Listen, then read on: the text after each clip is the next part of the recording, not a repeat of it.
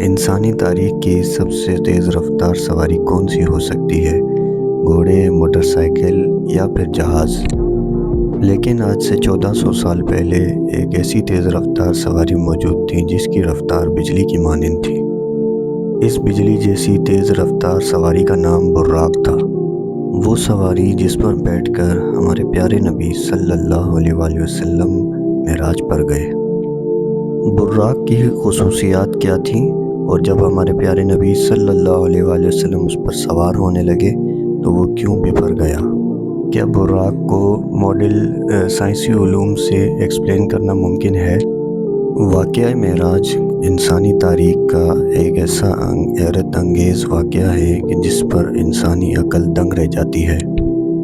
اگر انسانی تاریخ کو دیکھا جائے تو اللہ تعالیٰ نے اپنے برگزیدہ انبیاء اور رسولوں کے ہاتھ سے ایسے معجزات جاری کی ہے کہ ہر نبی کو اپنے حالات اور علاقے کے حساب سے معجزات سے نوازا گیا تھا تاکہ ان کی امتوں پر حق واضح ہو جائے۔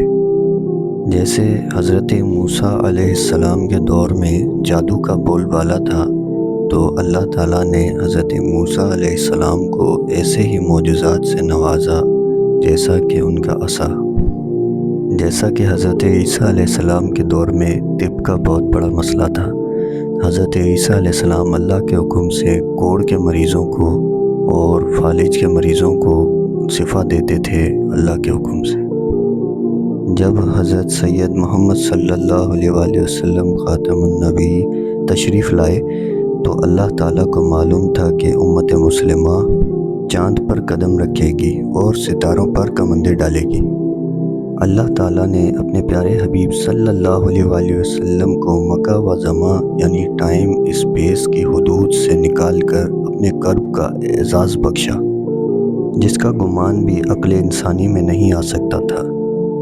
تمام انبیاء کرام کے معجزات ایک طرف اور ہمارے پیارے آقا صلی اللہ علیہ وآلہ وسلم کے معجزات ایک طرف، تمام معجزات مل کر بھی معجزہ معراج کو نہیں پہنچ سکتے۔ واقعہ معراج ہجرت سے 1 یا 2 سال پہلے پیش آیا۔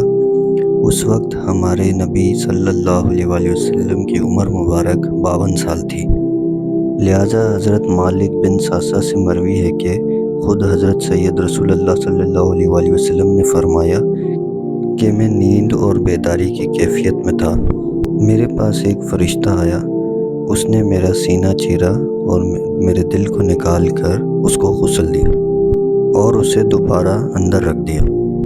پھر ایک سواری لائی گئی جو خچر سے چھوٹی اور گوشت دراز سے بڑی تھی، اس کا رنگ سفید تھا، اسے براق کہا جاتا تھا۔ بس مجھے اس پر سوار کرایا گیا۔ روایت ہے کہ حضور صلی اللہ علیہ وسلم براق پر سوار ہو کر بیت المقدس پہنچے، لہٰذا آپ براق سے نیچے اترے اور آپ نے براق کا لگام کو اس کے ساتھ ہی باندھ دیا جہاں دوسرے انبیاء علیہ السلام نے اپنی سواریوں کو باندھ رکھا تھا۔ آپ صلی اللہ علیہ وآلہ وسلم مسجد میں داخل ہو گئے۔ حضرت آدم علیہ السلام سے لے کر حضرت عیسیٰ علیہ السلام تک پیدا ہونے والے تمام انبیاء مسجد میں موجود تھے اور آپ کے منتظر تھے، لہٰذا آپ صلی اللہ علیہ وآلہ وسلم وہاں تشریف لائے اور تمام انبیاء علیہ السلام کی امامت کی۔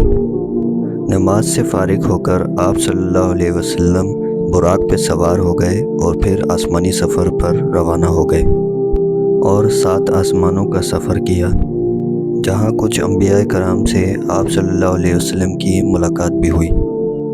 حضرت جبرائیل امین نے آپ کو جنت اور جہنم کے کچھ منظر دکھائے، اور پھر آپ صلی اللہ علیہ وسلم کائنات کی آخری حد سے باہر سدرۃ المنتہا کو پہنچے، جہاں آپ اللہ تعالیٰ سے ہم کلام ہوئے۔ وہاں مسلمانوں پر 5 نمازیں فرض کی گئیں اور شرک کے سوا تمام گناہوں کی معافی کا امکان بتایا گیا، اور سورہ بقرہ کی آخری 2 آیات آپ صلی اللہ علیہ وسلم کو تعلیم فرمائی گئیں۔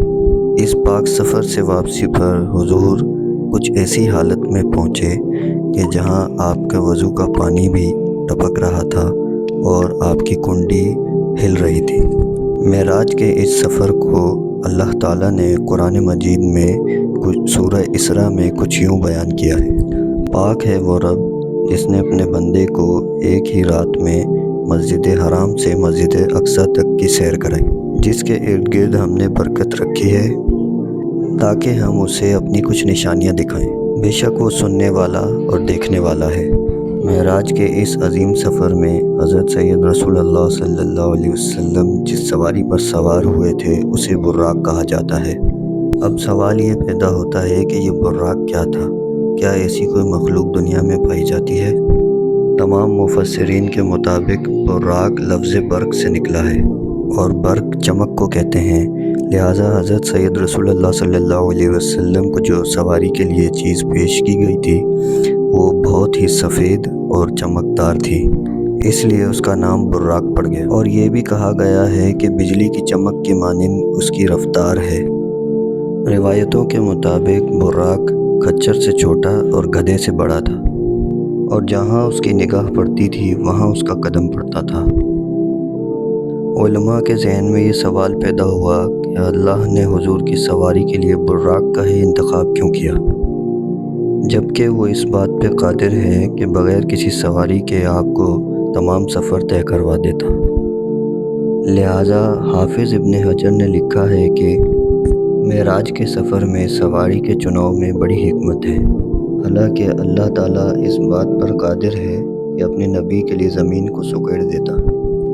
اللہ نے اپنے نبی کے لیے سواری کا انتظام اس لیے کیا کہ انہیں انسیت اور مانوسیت ہو، کیونکہ بادشاہ جب اپنے دربار میں اپنے مقربین کو بلاتا ہے تو ان کے لیے سواری روانہ کرتا ہے۔ کچھ علماء براق کو جنتی جانور قرار دیتے ہیں، جو کہ خصوصاً حضور صلی اللہ علیہ وسلم کی سواری کے لیے زمین پر آیا تھا۔ لہٰذا امام ترمذی نے ایک روایت نقل کی ہے کہ لہٰذا حضرت جبریل علیہ السلام نے جب براق کی لگام تھامی اور حضور صلی اللہ علیہ وسلم کو اس پر سوار ہونے کی دعوت دی تو براق حضور کو دیکھ کر کانپ اٹھا، لہٰذا بپھر گیا اور بے لگام ہو گیا۔ جبرائیل امین نے اس سے کہا کہ ٹھہر جا، اللہ کی قسم رسول اللہ سے بہتر تجھ پہ کوئی سوار نہیں ہوا۔ تاجدار کائنات حضرت سید محمد صلی اللہ علیہ وسلم براق پر سوار ہوئے تو وہ فخر و مسرت سے ناچنے لگا کہ آج اسے ایسی عظیم شخصیت کا سواری بننے کا اعزاز لازوال حاصل ہوا۔ بعض علماء نے یہ بھی کہا کہ براق کا چہرہ انسانی صورت کی مانند ہے اور وہ انسان کی طرح سوچنے اور سننے اور سمجھنے کی صلاحیت بھی رکھتا ہے، لیکن بنو امیہ اور بنو عباس کی خلافت میں علماء نے براق کی جو تصویر کشی کی ہے اس کا قرآن و سنت سے کوئی ثبوت نہیں ملتا۔ ان پینٹنگز میں براق کو ایک عورت کے چہرے کے ساتھ دکھایا گیا ہے، جبکہ براق نر تھا یا مادہ اس کے متعلق بھی کوئی شواہد موجود نہیں۔